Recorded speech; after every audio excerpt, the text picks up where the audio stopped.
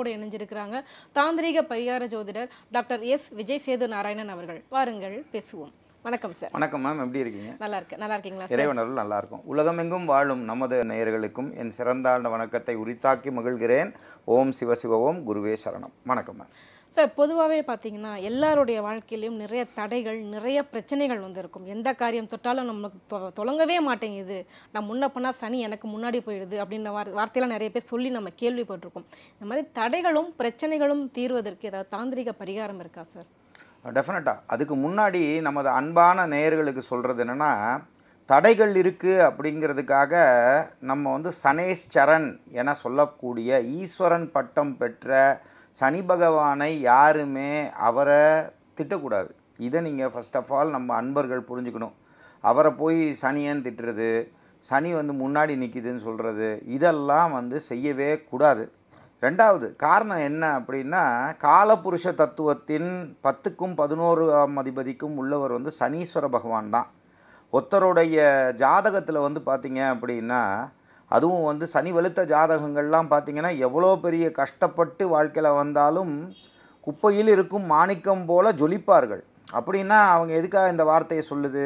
அதனால் தயவு செஞ்சு தடைகள் இருக்குன்றதுக்காக அதுக்கு நம்ம சனீஸ்வர பகவானை நம்ம திட்டக்கூடாது. Point number 1. பாயிண்ட் நம்பர் 2, அப்படி ஒரு வேளை நீங்கள் மிகப்பெரிய தடையில் இருக்கீங்க, தொடர்ந்து அடி விழுந்துட்டே இருக்குன்னா, உங்களெல்லாம் ஒவ்வொரு நிகழ்ச்சியிலையும் சொல்கிறது தான், நம்மளுடைய ஜனனகால ஜாதகம் கண்டிப்பாக உறுதியாக, நான் சொல்கிறதெல்லாம் பண்டைய காலத்தில் இருக்கக்கூடிய வேத ரீதியாகவும் தாந்திரிக ரீதியான ஜோதிடமும் வேத ஜோதிடமும் அதே மாதிரி அஸ்ட்ராலஜிங்கிறது, இதெல்லாம் தான் வேதிக் அஸ்ட்ராலஜி, தாந்திரிக ஜோதிடம், இதெல்லாம் தான் ஜோதிடம். இந்த புதுசாக நம்மளாக ஒன்று ஒன்றா சேர்த்துக்கலாம், பட் அதெல்லாம் இல்லை. பட் இருந்தாலும் ரிஷிகளும் மாமுனிவர்களும் நம்ம சொல்லி கொடுத்த அந்த ஜோதிட ரீதியாக பார்த்து கொண்டு அதுக்குள்ள வழிபாடுகளை நீங்கள் முறையாக நீங்கள் பண்ணினீங்கன்னா நல்ல மாற்றங்கள் இருக்கும். அதோடு சேர்த்து அந்த மாதிரி தடைகள் ஒருத்தருக்கு வருதுன்னா கிரக ரீதியான தடைகள்னால தான் பெரிய மாற்றம் வருது. ஏன்னா வாழ்க்கையை தீர்மானிப்பது ஆன்மீகமாக ஜோதிடமானு எடுத்து பார்த்தீங்கன்னா ஆன்மீகம் தேவைதான்.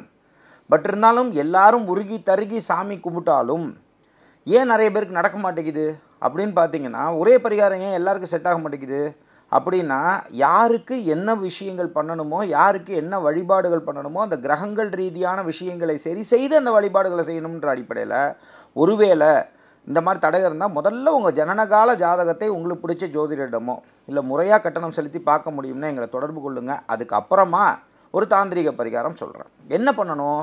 கொப்பரைக்காயை எடுத்துக்கணும். கீழே என்ன கமெண்ட் சொல்லக்கூடாது, என் அன்பார்ந்த சகோதர சகோதரிகளை, கொப்பரைக்கானா என்னன்னு கேட்கக்கூடாது. காய்ந்த இதில் இருக்கக்கூடிய தேங்காய்க்குள்ளே இருக்கக்கூடிய இதுதான் கொப்பரைக்காய். அந்த கொப்பரைக்காயை நீங்கள் என்ன செய்யணுன்னா, முழு கொப்பரைக்காயாக எடுக்காமல் அதை உடைங்க. அதுக்கெல்லாம் நீங்கள் கையை வச்சு குத்துனீங்கனாலே ரெண்டாக உடஞ்சிரும். உடஞ்சிச்சின்னா செதறிடுச்சேன்னெலாம் பயப்பட வேண்டாம். இல்லைன்னா கத்தியை வச்சு ரெண்டாக வெட்டிட்டு அதில் நீங்கள் என்ன பண்ணணுன்னா, மனசார திருச்செந்தூர் முருகனை மனதார நினைத்தோ, நீங்கள் ஒருவேளை நீங்கள் சைவத்தை நம்பக்கூடியவர்களாக இருந்தால், அதே மாதிரி நீங்கள் மனசார நினச்சிங்க, முருகப்பெருமான் மேலே உங்களுக்கு நம்பிக்கை இருக்கும் பட்சத்தில் நீங்கள் மனசார குங்குமத்தை எடுத்துக்கோங்க. ரத்த கலர் சிகப்பு குங்குமம், இதில் தாழம்பு குங்குமம் வேண்டாம்.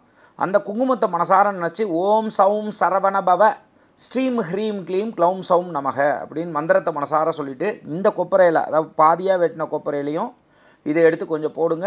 இன்னொரு கொப்பரை மிச்சம் இருக்கிற கொப்பரைக்காயிலையும் எடுத்து அந்த குங்குமத்தை போடுங்க. போட்டு அந்த சிகப்பு கலர் துணியை கட்டுங்க. கட்டிட்டு திருச்செந்தூர் கோயிலுக்கு போனாலும் சரி, இல்லைன்னா திருச்செந்தூர் முருகனுக்காக உங்கள் வீட்டில் பத்திரமா வச்சுட்டு இதை நீங்கள் வச்சுட்டு வந்தீங்கனாலே 6 வாரத்துக்குள்ளேயே நிறைய, இது செவ்வாய்க்கிழமை பண்ணணும். செவ்வாய்க்கிழமை காலத்தால் 6 to 7, இல்லை மதியம் 1 to 2, இல்லை நைட்டு 8 to 9 காலங்களில் இதை நீங்கள் செய்யும்போது மாற்றம் இருக்கும். இல்லைங்க, நான் இவரை மட்டும்தான் நான் கும்பிடுவேன், நான் நாராயணரை மட்டும்தான் கும்பிடுவேன் அப்படின்னு சொல்லக்கூடிய உத்தமர்களாக நீங்கள் இருக்கீங்கன்னா, ஆஞ்சநேய சுவாமியை இதே போல் நினைத்து நீங்கள் மனதார, நீங்கள் அஞ்சலை புத்திரனை மனதார நினைத்து, இப்போ நான் சொன்ன தாந்திரிக விஷயத்தையே ரெண்டாக வெட்டி அதுக்குள்ளே நீங்கள் யாரை நினச்சிக்கணும்னா, ஆஞ்சநேயரை நேராக கூப்பிட வேண்டிய அவசியமே கிடையாது. நீங்கள் ஸ்ரீராம ஜெயம் ஸ்ரீராம ஜெயம் ஸ்ரீராம ஜெயம்னு சொன்னாலே ஆஞ்சநேயர் அங்கே வந்துடுவார். அப்படிங்கும்போது ஸ்ரீராம ஜெயத்தை உங்களுக்கு எத்தனை தடவை சொல்ல முடியுமோ சொல்லிவிட்டு இந்த கொப்பரையில் கொஞ்சோண்டு குங்குமத்தை போட்டுட்டு, பக்கத்தில் இருக்கிற கொப்பரையில் கொஞ்சம் குங்குமத்தை போட்டுட்டு, இல்லைன்னா உங்களுக்கு தெரியும்னா இந்த 5லே 1 பெற்றான் 5லே 1 தாவி 5லே 1 ஆறாகி 6 இருக்கு அக்கையாகி 5லே 1 பெற்ற அடங்கை கண்டா இலானூரில் 5லே 1 பெற்றான் அவன் நம்மை அழித்து காப்பான் அப்படிங்கிறது நம்ம தமிழில் ஆஞ்சநேயருக்கான ஸ்துதி. இந்த மந்திரங்களை மனதார சொல்லிவிட்டு இந்த துணியை கட்டிட்டு மனதார பழமையான ஆஞ்சநேயர் கோயிலை மனதார நினச்சிட்டு நீங்கள் ஒரு 6 வாரம் வீட்டில் வச்சுட்டு 6 வாரத்துக்குள்ளேயே ஒரு தடை தாமதங்கள் விலகும். ஆனால் பணிவாக திருப்பியும் சொல்கிறேன், உங்கள் ஜனனகால ஜாதகத்தையும் பார்த்துட்டு அதுக்கப்புறம் இந்த தாந்திரிக பரிகாரத்தையும் நீங்கள் பண்ணினீங்க அப்படின்னு சொன்னால் சீக்கிரம் இருக்கும். இல்லை நான் இதை வெறும்னா இதை மட்டும் தான் நான் பண்ணுவேன்னு சொன்னால் சில பேருக்கு சீக்கிரம் நடக்கும், சில பேருக்கு 6 வாரங்கிறது கூட ஆகும். 6 வாரம்ன்றது 12 வாரம் ஆகலாம், சில பேருக்கு 18 வாரம் கூட ஆகலாம். சீக்கிரம் நடக்கணும்னு நினைக்கிறவங்க ஜனனகால ஜாதகத்தையும் பார்த்துட்டு இந்த தாந்திரிக பரிகாரமும் பண்ணிங்கன்னா மாற்றம் இருக்கும்.